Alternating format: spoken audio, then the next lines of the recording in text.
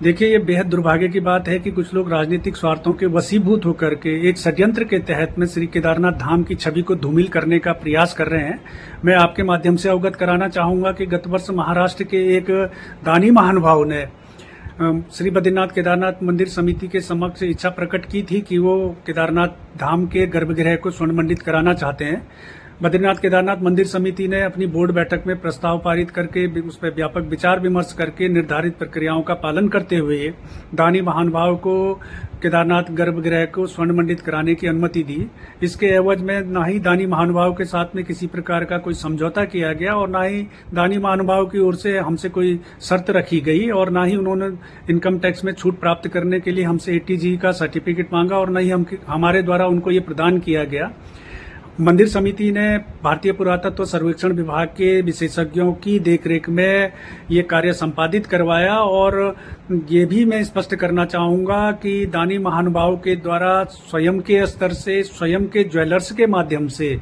ये कार्य संपादित कराया गया और इससे पूर्व वर्ष 2005 में इन्हीं दानी महानुभाव ने श्री बद्रीनाथ धाम के गर्भगृह को भी स्वर्ण मंडित कराया था और इन्हीं ज्वेलर्स के माध्यम से उन्होंने ये कार्य संपादित कराया था। दानी महानुभाव की जो निश्चल और निस्वार्थ भावना थी,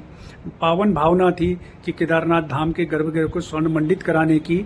और इसके एवज में उनके द्वारा मंदिर समिति से किसी प्रकार का कोई लाभ भी प्राप्त नहीं किया गया, ना ही उनके द्वारा अपने नाम की अपेक्षा प्राप्त की गई। लेकिन दुर्भाग्य की बात है, इस सबके बावजूद कुछ लोगों द्वारा दानी महानुभाव की मंशा पर सवाल उठाया गया कि सोने की जगह पीतल की परतें लगाई गई हैं। तो ये स्वाभाविक रूप से बहुत ही दुर्भाग्य की बात है और इससे जो अन्य दानी महानुभाव भी हैं जो केदारनाथ बद्रीनाथ धाम में हमारे तमाम प्रोजेक्ट्स में सहयोग करते हैं, मंदिरों के सौंदर्यीकरण में, विस्तारीकरण में, यात्री सुविधाओं के विकास में जो दानी महानुभाव हमको सहयोग करते हैं, उनकी भावनाओं को भी ठेस पहुंची है। और मैं कांग्रेस के मित्रों से, समाजवादी पार्टी के अखिलेश यादव जी से ये भी पूछना चाहूंगा कि क्या उन्होंने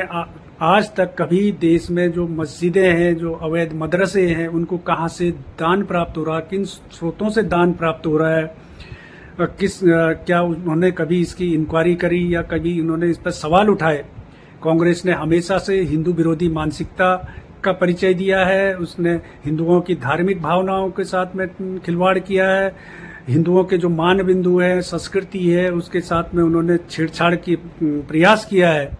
और हिंदू धार्मिक स्थल हैं उनके गरिमा के साथ में ठेस पहुंचाने का उन्होंने प्रयास किया है। और ये इसी क्रम में अब ये केदारनाथ धाम में, क्योंकि आप जानते हैं कि गत वर्षों से केदारनाथ धाम का में देश विदेश से बड़ी भारी संख्या में श्रद्धालु पहुंच रहे हैं, नए रिकॉर्ड केदारनाथ धाम की यात्रा का बन रहा है। इससे विचलित होकर के वो यात्रा व्यवस्थाओं में खलल डालने के लिए, धाम को की गरिमा को ठेस पहुंचाने के लिए, उसको बदनामी करने के लिए इस प्रकार के